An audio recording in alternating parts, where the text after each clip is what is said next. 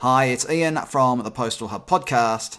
And Marek from Last Mile Experts. And we are the Last Mile Prophets. This is the last word on the last mile. This video is created thanks to Modern Expo, one of the key players in the world's parcel locker market. Modern Expo's product portfolio includes innovative solutions with refrigeration and freezing cells, Bluetooth locks, and even personal parcel lockers. Marek, we're going to talk about one of your favourite topics today. It's out-of-home delivery, and in particular, parcel lockers. Parcel lockers in the Nordics, Sweden and Norway to be precise. Look at him, everybody. He's just trying to suppress his excitement at the prospect of talking about parcel lockers without me trying to put any brakes on him and try to redirect him to talk about anything else. We're going to talk about parcel lockers. Let's start with, who are we going to start with? We're going to start with Posten in Norway. Posten recently passed a milestone of 3,000 delivery access points. Since 2018, Posten has doubled the number of delivery access points in Norway. And of those 3,000, this is the stuff you'll like, Marek, 1,300 are parcel lockers, and it has a goal to install another 1,000 during 2022. Another 1,000 parcel lockers this calendar year. Marek, first of all, just talking about Norway, that's not bad, isn't it? It's not bad at all. According to our LME, should we say, stats, around about 1 per 10,000 is the minimum viable product. So I think if Norway have about 5 million population, 500 would be the minimum. Doesn't mean that it's optimum, but minimum. So I think it's really quite nice what they've got. Unfortunately, in our out-of-home report, which is about to come out, we don't cover Norway, so it's good to talk about it now. What I can say is the Norwegians are pretty good in this space. As with all Nordic players, they understand it, they feel it's important. And I remember do you remember this, Ian, about a year and a half ago, there was some really cool stats from Posten Norge about, the optimal distance. And do you remember what it was? No, I don't. I don't remember. I thought that was B post with the optimal distance. No. B post is slipper distance, Ian. I keep hearing that from other people now, by the way. I hear slipper distance all the time. B post just pioneered a phrase. Brilliant. And I love it. So I've taken it over. So they should pay me some kind of royalty for promoting slipper distance. But Ian, so I'll remind you and everybody, the optimal distance, at least around about 2 years ago, according to Posten Norge, was 350 meters. And the maximum distance in an urban area was about 500 meters. So if you think about it, probably if somebody did the maths, this is what they've done. They worked out this is how many access points, which is the American phrase, or PUDOs, and lockers, the European phrase, that they need. I think it's super cool. I'm almost wondering whether we shouldn't knock on the door of Posten Norge to say we need to actually add Norway to the out-of-home report, because it's maybe not EU, but it's really close by and relevant. But from my perspective, great. It's great for Norwegian customers because they will have more capacity, they will have more flexibility, they'll have more convenience, and above all, they'll have a much lower. What will they have a much lower, Ian? Carbon footprint. Very trip to the shops. Good. I can see you're awake this morning. Well, Marek, just moving now to Sweden. Sweden recently announced their 1 millionth delivery. Where's my little note here? Their 1 millionth delivery to parcel lockers. PostNord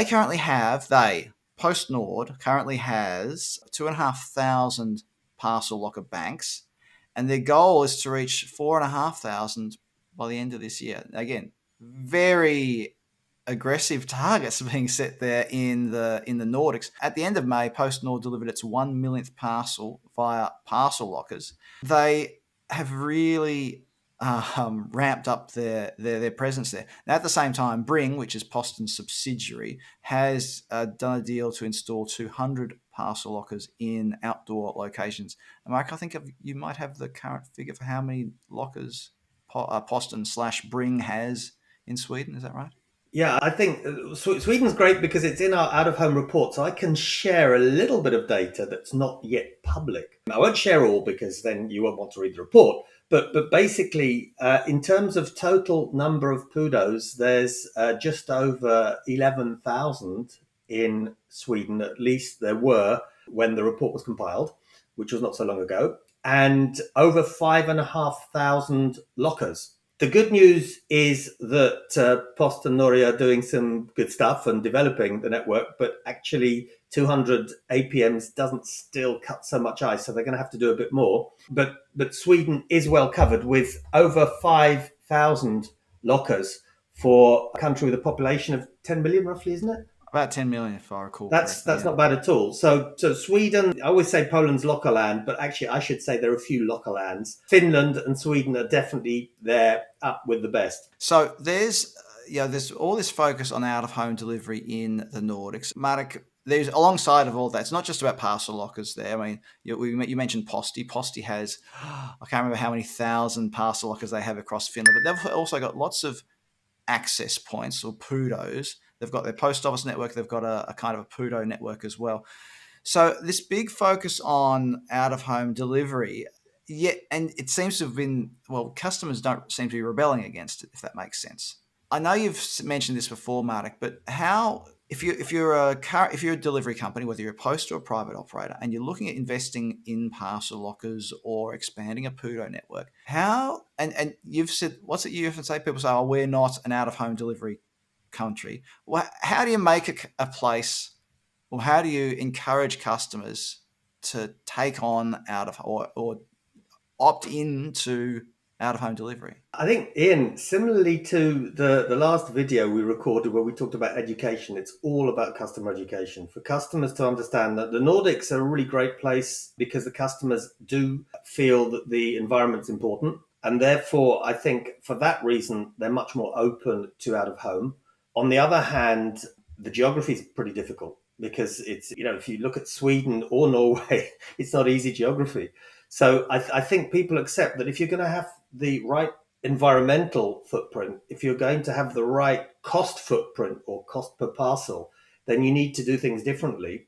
And then finally, I think the operators have done a good job because, we talk about the customers and that's very important, but the operators have to provide a network that is dense enough because my favorite phrase, as you know, taken from bpost, if it's not slipper distance, it ain't going to fly. Pun intended, actually, I think. So Ian, my view is that the Nordics actually are simply a little bit ahead. This is going to come everywhere. I remember when we were doing a project in Spain, and I heard exactly what you shared earlier. Our country is not a locker country. Watch this space, or not an out-of-home country. It will be. Italy, you can see what's happening in Italy. Things took quite a while, but they're really ramping up in terms of out-of-home. There is, right, I'm going to put my neck on the block here, Ian. There is not going to be any EU country without significant exposure to out-of-home by the end of this decade. Now, I've said it.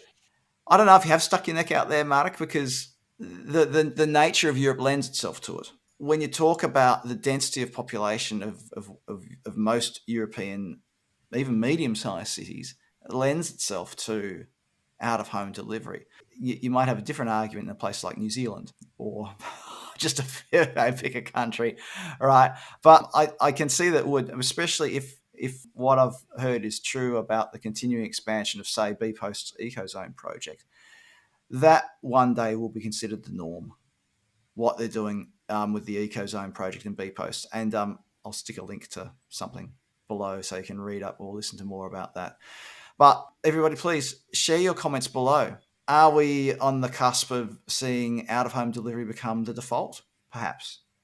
What do you think, Marek? In 20 seconds, are we on the cusp of seeing 20 seconds. It as default? Do you remember, I think it was about a year and a half ago, I'm not sure if it was the InPost webinar, but at one webinar, we actually asked some pretty well-informed listeners and participants what their view was. And the majority of people felt that by the end of, I think it was even before the end of the decade, between 40 to 60% is going to be out of home. That's my prediction. There we go. Comment below, everybody. Let us know what you think. Thanks for watching this video on YouTube. Remember to hit the like, subscribe, and notification bell so that you get a notification every time we publish a new video. Also, the subscriber numbers helps us keep these videos free. So please do your bit to support us by hitting those 3 buttons: like, subscribe, and what was the other one? The notifications bell. Marek Różycki, thanks for being part of The Last Mile Profits today. Thank you, Ian. Thank you, everybody.